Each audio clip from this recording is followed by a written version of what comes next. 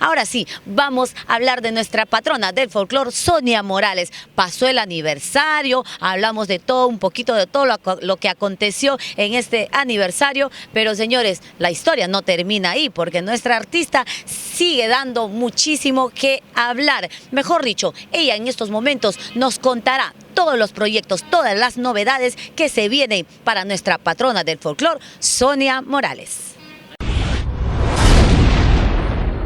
Yañita, ¿qué más viene para Sonia Morales después de este 1 de octubre? ¿Qué más viene en la carrera? ¿Has lanzado primicias? ¿Vas a trabajar videos? ¿Te vas de giras afuera, aparte de Bolivia? Sí, definitivamente vamos a seguir trabajando a lo que se refiere a nuestro video. Acaba de salir un video de la orquesta ya, está a la venta en todas las discotiendas y también los piratas. Está bien. Y bueno, sí. Nos apoyan igual. Sí, pues, ¿no? Y ahora, y luego vamos a, posiblemente en enero o febrero, grabar canciones inéditas netamente huancas.